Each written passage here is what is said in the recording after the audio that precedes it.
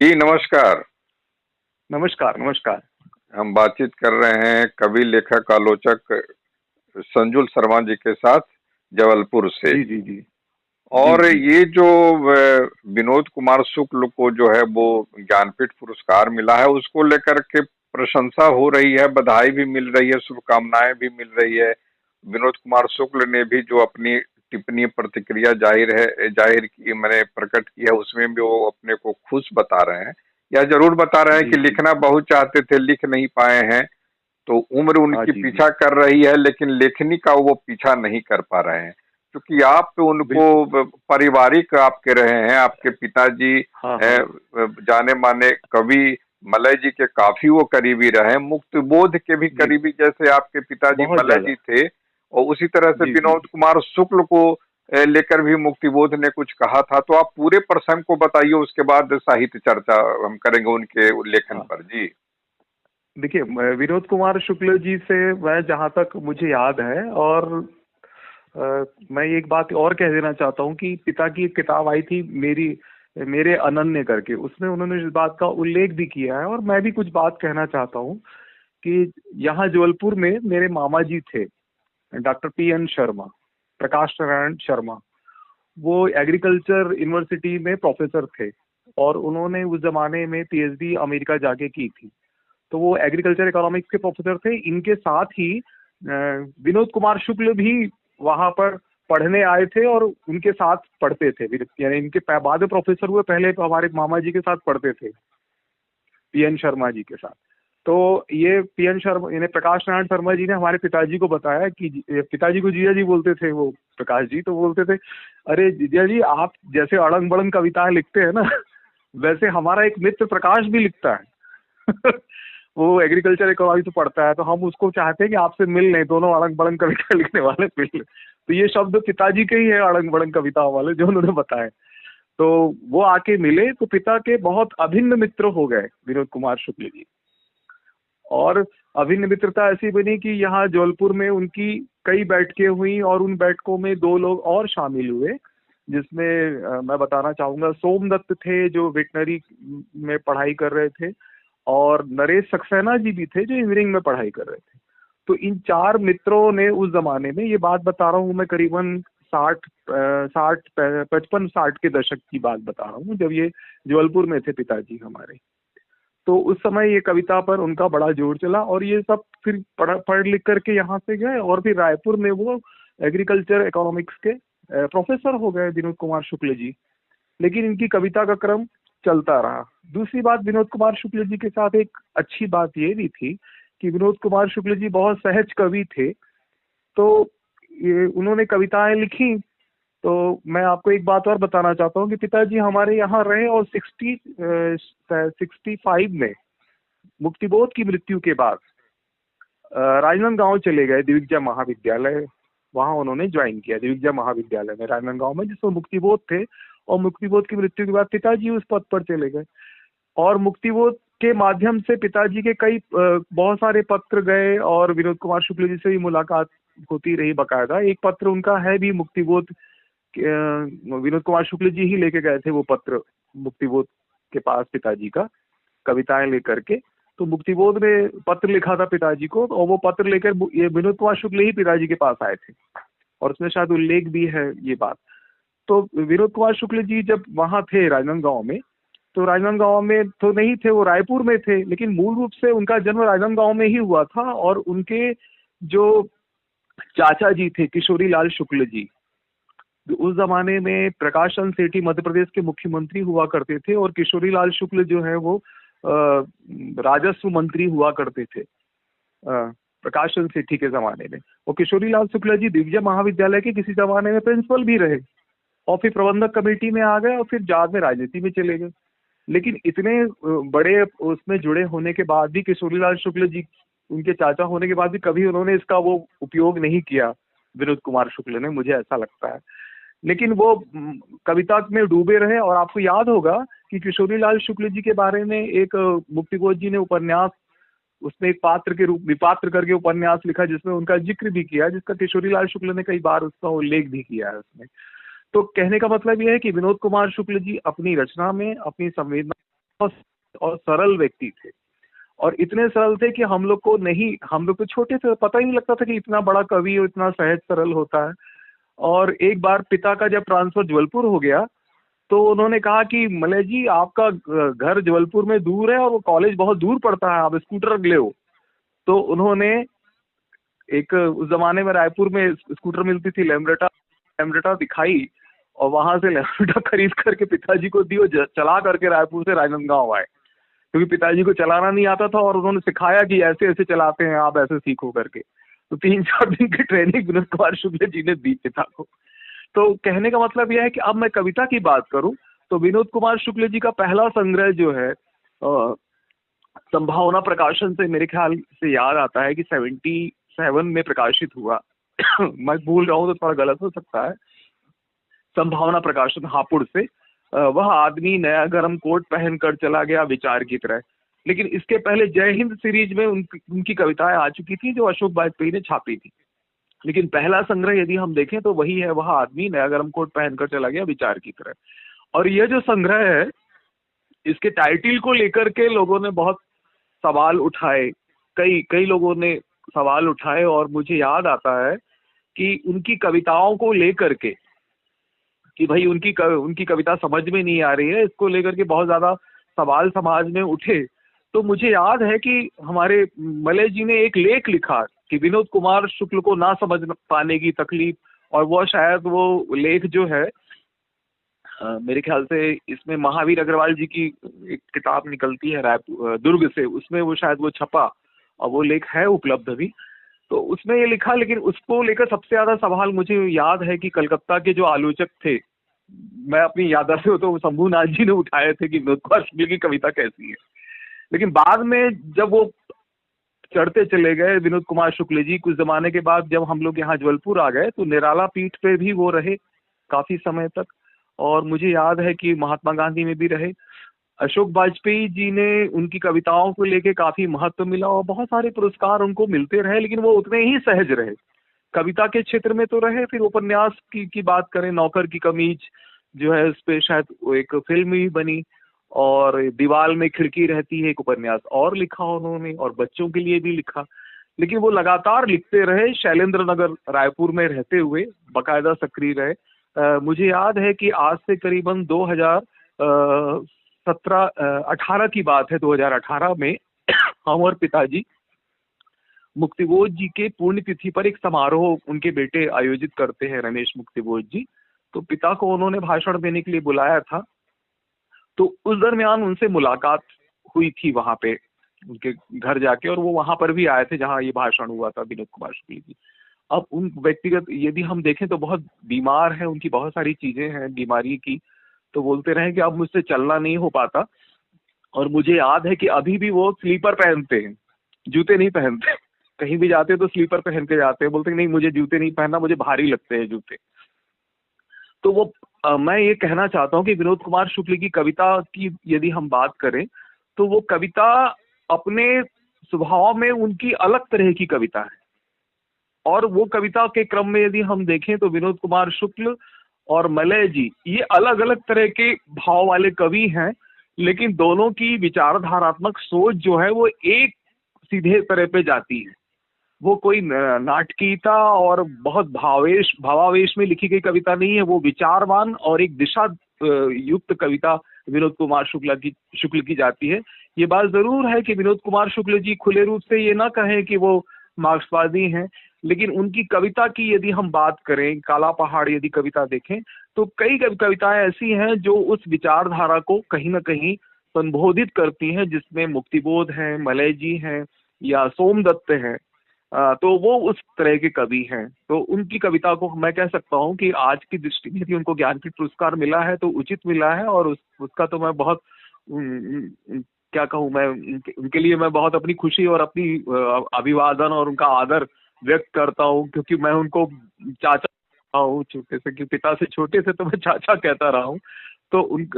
तो ये मेरे लिए बड़ा गौरव का विषय है। जी निर्भय जी। नहीं, एक सवाल यह है कि उनकी कुछ कविताएं जो हैं, जैसे क्या ये आप मानते हैं कि उनके उत्थान में या उनके उत्कर्ष में कहीं न कहीं अशोक वाजपेयी का भी हाथ मानते हैं, क्योंकि एक ही कवि और मुक्तिबोध के करीबी और मलय जी इतने गंभीर कवि, इतने सहज कवि, क्योंकि भाषा को लेकर आप देखें, कविता को लेकर आप हाँ देखें, कविता की पहुंच को लेकर देखें। और मेरी ये जी। व्यक्तिगत राय है कि सरोकार के मामले में विनोद कुमार शुक्ल से अधिक प्रभावी कविता मलय जी की है। तो ये काफी ऊपर साहित्य अकादमी भी इनको मिलता है, ज्ञानपीठ भी इनको मिलता है।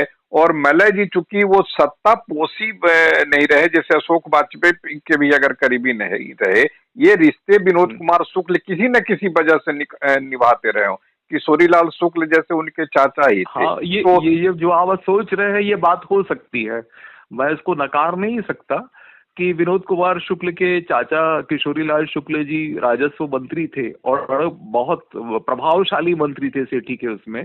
तो स्वाभाविक है कि आईएएस ऑफिसर को उसका प्रभाव तो रहता है। तो इसका उनको कहीं ना कहीं से इनका क्या कह सकते हैं कि इसका उनको वो मिला हो, असर मिला हो कि भाई इनको थोड़ा सा आगे बढ़ाया जाए, क्योंकि जय हिंद सीरीज में तो उनकी कविता पहली बार प्रकाशित हुई और स्वाभाविक रूप से मध्य प्रदेश का शिखर सम्मान और साहित्य अकादमी पुरस्कार भी उसी श्रेणी से मिलते चलेगा, ये भी मैं कह सकता हूँ। लेकिन कविता की दृष्टि से देखें तो कविता बड़ी मजबूत है उनकी। और मलय जी के पास देखिए कोई ऐसा वो नहीं था कि वो सहारे पे वो चले या चढ़े ये बात हो सकती है। लेकिन विनोद कुमार शुक्ल जी सहज कवि हैं ये तो मैं मानता हूँ। अब उनको ने रास्ते वहां से मिल गए हो। कविता की सहजता को लेकर बात ठीक है, मैं ये कह रहा हूँ कि जन जी सरोकार की बात अगर देखेंगे, जनहित की बात देखेंगे, तो विनोद कुमार के उपन्यास तो खैर छोड़ दें, वो तो उपन्यास में उस रूप में तो दीवार में खिड़की रहती है। तो मुझे व्यक्तिगत तौर पर बहुत अच्छा उपन्यास वो नहीं लगा था, जिस तरह से हाथी और पत्ते और बच्चे, वो काफी कुछ लगा हाँ। था, मैंने अजब गजब टाइप का लगा था।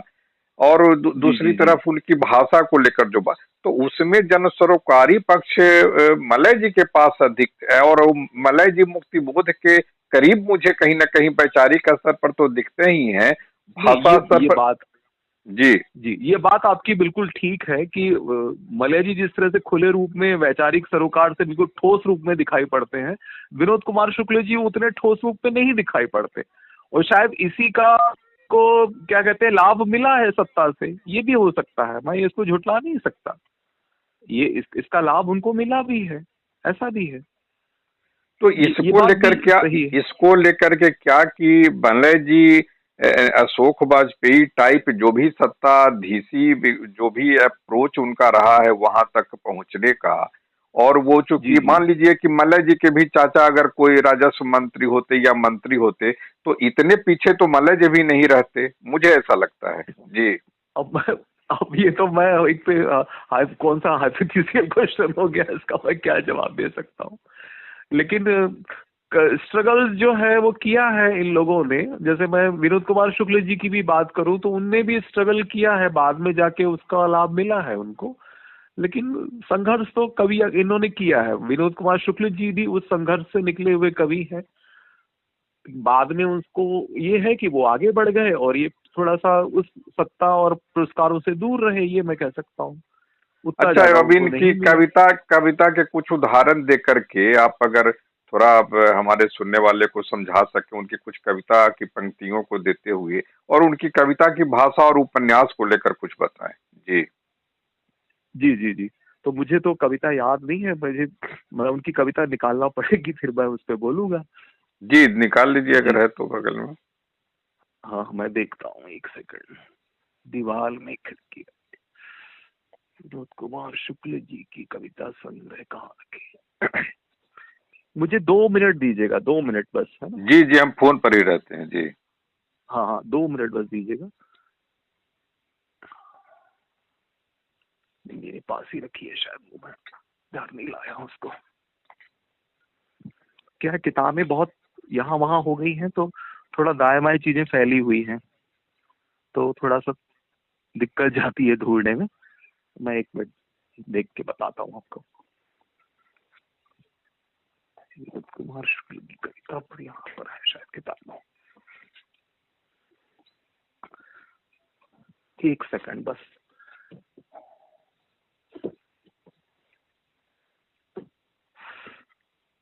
दीवार में खिड़की रहती है। मुझे वो कविता संग्रह तो अभी फिलहाल सामने नजर नहीं आ रहा है।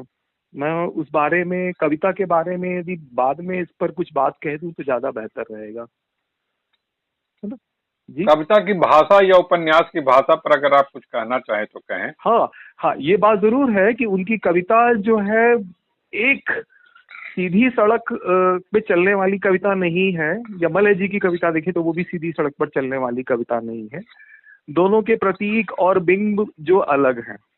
यदि हम विनोद कुमार शुक्ल की कविता की बात करें तो उनके प्रतीक बिंब जो है नगरी संवेदना से जुड़े हुए हैं विनोद कुमार शुक्ल के, और वो नगरी संवेदना में जो सारी चीजें आती हैं वो उस पर वो केंद्रित है। जो महानगरी सभ्यता है, नगरी सभ्यता है, उसकी कविता है विनोद कुमार शुक्ल की।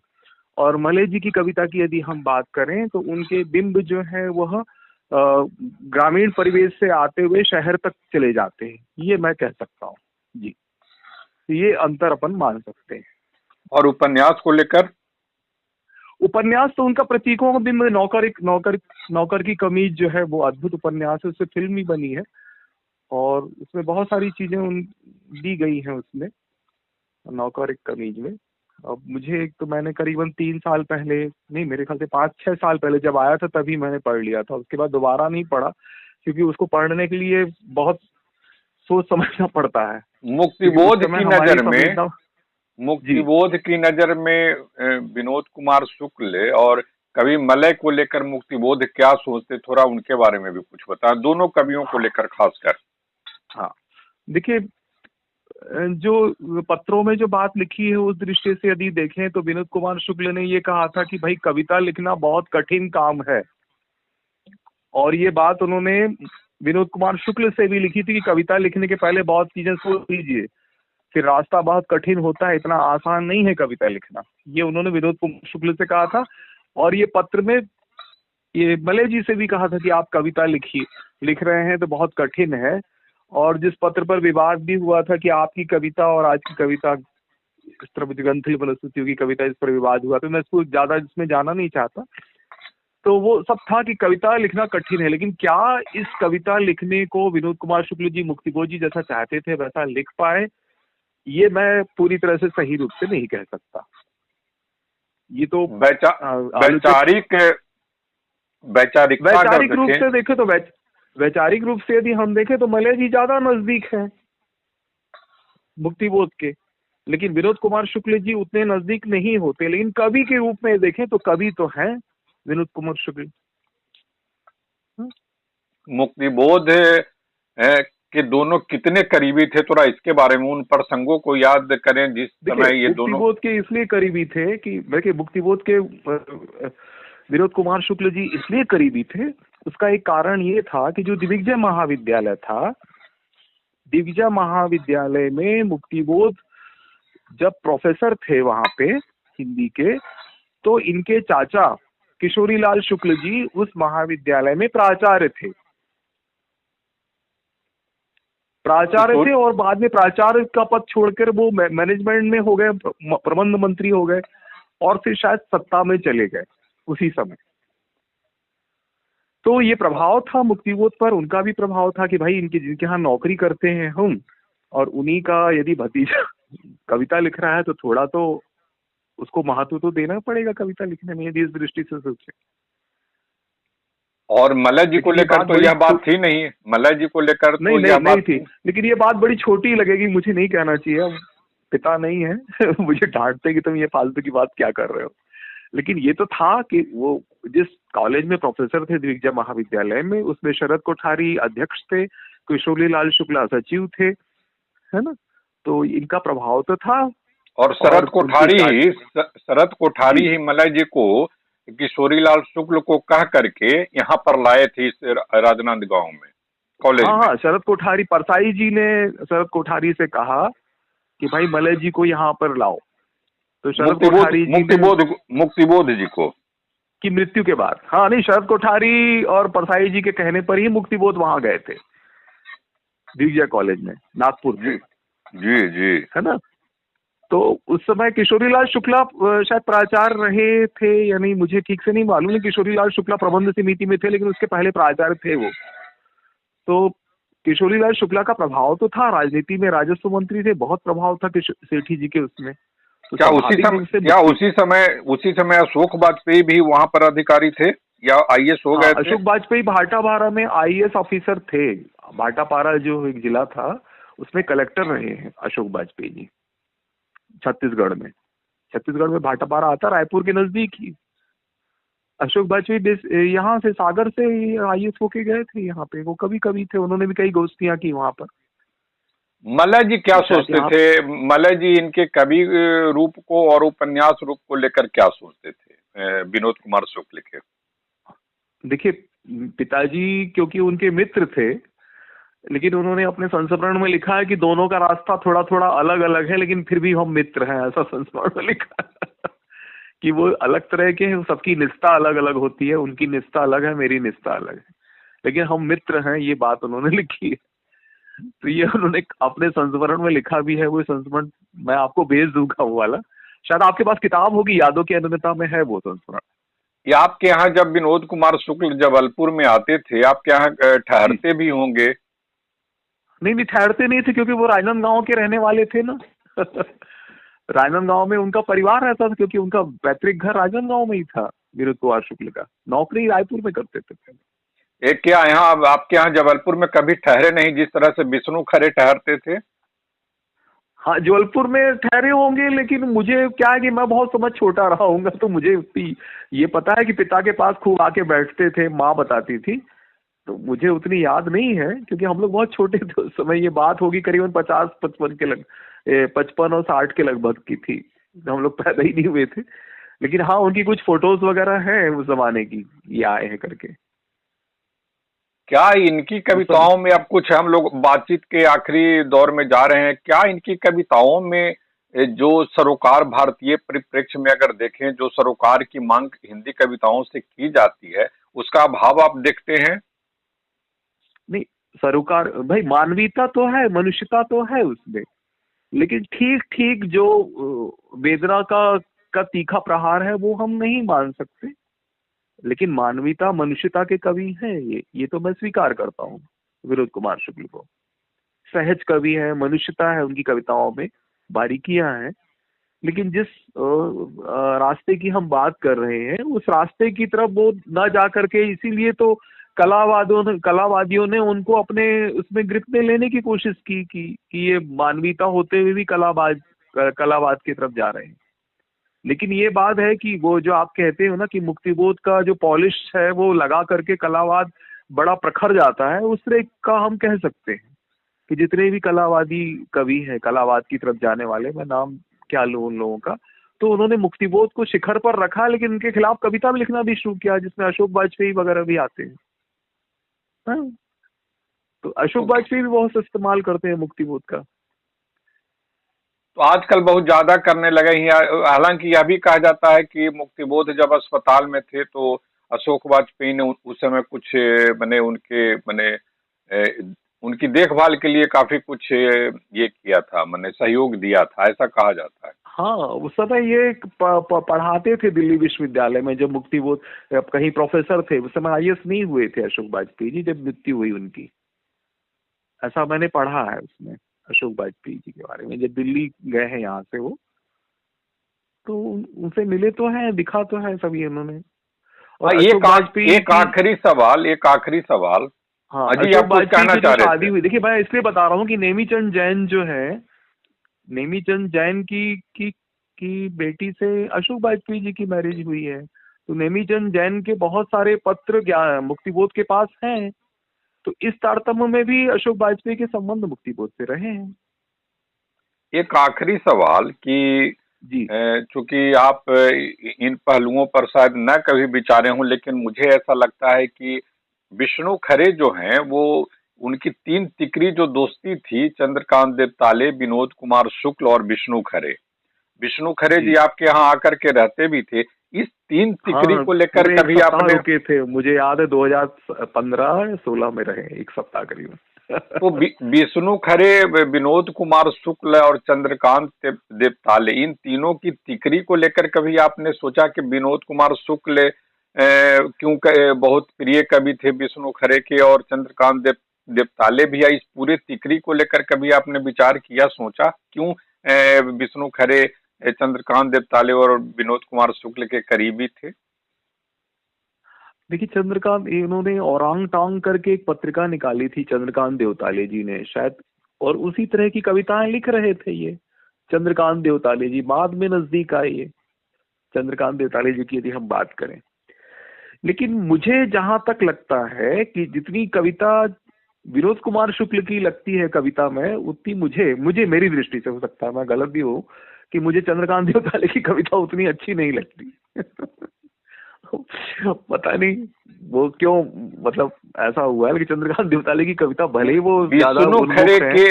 विष्णु खरे के ये दोनों प्रिय क्यों थे? अगर विनोद कुमार शुक्ल को ही लिया जाए तो विनोद कुमार शुक्ल विष्णु खरे के प्रिय कवियों में क्यों थे? मैंने ये मेरा सवाल था। विष्णु खरे के प्रिय कवियों में क्यों थे ये विष्णु खरे? देखिए, विष्णु खरे तो की कविता जो है वो एक, देखे तो विनोद कुमार शुक्ल की कविता, चंद्रकांत देवताले की कविता और विष्णु खरे की कविता, तीनों की अलग अलग तरह की मतलब शैली है कविता की। यदि हम बात करें, तीनों की कविता को एक ढंग से नहीं देखा जा सकता। विष्णु खरे की कविता जितनी सपाट और सरल दिखती है, कविता में जितनी सपाटता दिखती है, उतनी उनकी आलोचना में मतलब उतनी ही तलवार दिखती है। कि वो किसी को अटैक करते हैं या किसी को बिल्कुल शिखर पर चढ़ा देते हैं, जैसे कि नरेश सक्सेना जी को उन्होंने बिल्कुल शिखर पर चढ़ा दिया। तो वो सब चीज है उनमें। विष्णु खरे एक बहुत धुरंधर किस्म के कवि हैं, धुरंधर कवि कहें या बीहड़ के कवि, उन्होंने अब कई कहा है उन्होंने, तो उनका बड़ा वो था एक लठायत टाइप का। और एक आखिरी और सवाल कि नरेश सक्सेना का भी आपने जिक्र किया था। नरेश सक्सेना विनोद कुमार शुक्ल को लेकर कभी बहुत संजीदा दिखते हैं, बहुत संजीदा दिखते हैं। कभी उनके बाल संवारते हुए उनकी कोई वीडियो दिख जाती है, या फिर कभी कोई इस तरह की उनकी, ये तो बहुत नाटकीयता है, ये नाटकीयता है जो उनकी कविता में भी है और उनके आचरण में भी है। नरेश सक्सेना की पूरी नाटकीयता है, नाटकीयता है। ये नरेश सक्सेना विनोद कुमार शुक्ल को लेकर आप कुछ कहना चाहेंगे अंत में? नहीं, देखिए, विनोद कुमार शुक्ल नाटकी नहीं है, वो सहज सरल स्वभाव के कवि हैं। मैं तो इनको स्वीकार करता हूँ, मैं इनसे मिल भी चुका हूँ, तो कहीं मुझे उनके कविता में, उनके स्वभाव में, उनकी रचना संवेदना में नाटकीयता के लिए कोई जगह नहीं है, न चमत्कार के लिए जगह है। लेकिन वही आप सवाल यदि नरेश सक्सेना के लिए पूछेंगे तो नरेश सक्सेना गीतकार लगते हैं मुझे, और नाटकीयता लगती है उनकी कविता में, और वो जिस तरह का नाटक करते हैं वो जाने भाई। मैं तो उसके बारे में मैंने आपकी बोल भी चुका हूँ उनकी कविता के बारे में। तो ये जो नाटकीयता है, इसने हमारी कविता को बहुत नुकसान भी पहुंचाया है, मैं बताना चाहता हूँ। वो सहज सरल संवेदना उड़े हुए कवि हैं, लेकिन मैं ये नहीं कह सकता कि विनोद कुमार शुक्ल ये चोला उड़े। विनोद कुमार शुक्ल जी है, सहज कवि हैं। ये बात जरूर है कि विचार उनके उतने पैने नहीं है जितने मलय जी के हैं, उतने पैने नहीं है, ये मैं कह सकता हूँ। बातचीत के लिए आपका बहुत बहुत आभार। नमस्कार। जी जी जी, नमस्कार जी।